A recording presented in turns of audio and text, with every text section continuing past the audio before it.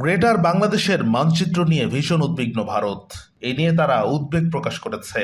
এজন্য তারা বাংলাদেশের উপর নিবিড়ভাবে নজর রাখছে বলে জানিয়েছেন দেশটির পররাষ্ট্রমন্ত্রী এস জয়শঙ্কর। ভারতের জাতীয় স্বার্থ ও নিরাপত্তার জন্য নয়াদিল্লি বাংলাদেশের ব্যাপারে বিশেষভাবে মনোযোগী বলেও লোকসভার এক অধিবেশনে উল্লেখ করেন তিনি।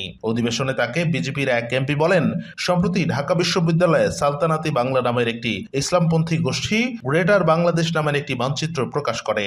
ভারতের একাধিক রাজ্যকে সেই মানচিত্রে বাংলাদেশি ভূখণ্ড হিসেবে প্রদর্শন করা হয়। সালতানাতি বাংলা নামের এই গোষ্ঠীটি তুরস্ক ভিত্তিক এনজিও টার্কিশ উইথ ফেডারেশনের সহায়তা ও মদতপুষ্ট।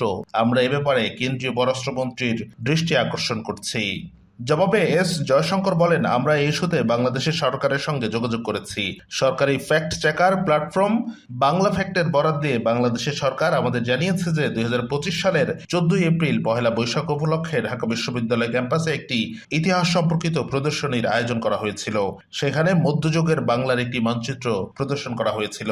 এই প্রদর্শনীর যারা আয়োজক ছিলেন তারা বাংলাদেশের সরকারকে বলেছে যে কোনো বিদেশি সংস্থা বা গোষ্ঠীর সঙ্গে তাদের কোনো সম্পর্ক নেই। বাংলাদেশের সরকারের পক্ষ থেকে আরো বলা হয়েছে, সালতানাতি বাংলা নামের কোনো সংগঠন বা গোষ্ঠীর অস্তিত্ব বাংলাদেশে নেই। এস জয়শঙ্কর আরো বলেন, আমরা জাতীয় স্বার্থ সংক্রান্ত বিষয়গুলোতে বাংলাদেশের প্রতি বিশেষভাবে মনোযোগী। ভারতের অভ্যন্তরীণ নিরাপত্তা সংক্রান্ত বিভিন্ন ইস্যুতে বাংলাদেশের উপর আমরা নিবিড় নজর রাখছি এবং অভ্যন্তরীণ নিরাপত্তাকে সর্বোচ্চ গুরুত্ব দিয়ে এগুচ্ছি।